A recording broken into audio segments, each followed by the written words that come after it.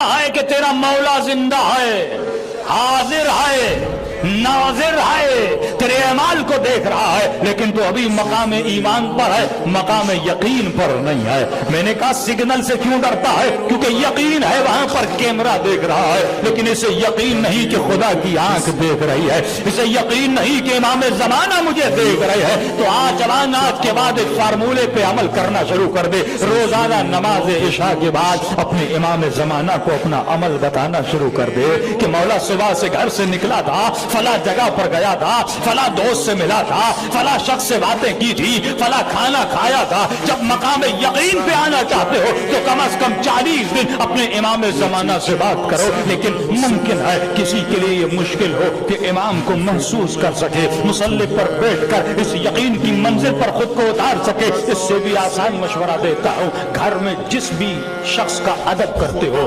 اگر دل میں ماں کا ادب آئے، کہو اماں روزانہ بتاؤں گا صبح سے شام تک میں نے کیا کیا تھا۔ ماں کا ادب تجھے مجبور کرے گا کہ جب نکلنے چلو تو پتہ ہوگا ماں کو بتانا ہے، لیکن اپنے خود سے عہد کرنا، قرآن پر قسم کھانا کہ ماں جو بولوں گا سچ بولوں گا، صبح سے شام تک اپنی روٹین بتاؤں گا۔ اگر ماں کا ادب ہے تو ماں کو بتانا، اگر شرم حضور خواہر ہے، اگر بہن کا ادب ہے، ماں نہیں ہے تو بہن کو سلیکٹ کر دے، اگر کسی باپ کا ادب ہے تو اپنے باپ کو بٹھا دے، روزانہ ایک شخص کو اپنا آئینہ بنا دے اور روزانہ اسے بتا، اپنے صبح سے شام تک روٹین کو بتانا شروع کر دے کہ صبح نکلا تھا، یہ کام کیا تھا۔ معصوم فرماتے ہیں یہ ادب تجھے گناہ کرنے نہیں دے گا، تیرے وجود میں نافرمانیوں کو نکال دے گا۔ تو یہ پہلی منزل تقویٰ اور معاد ہے کہ انسان اپنے وجود میں حضور کو پیدا کر، یہ محسوس کر کسی خدا کے حضور میں سانسیں لے رہا ہے، کسی رب کے حضور میں قدم چلا رہا ہے، کسی رب کے حضور میں باتیں کر رہا ہے۔ مقام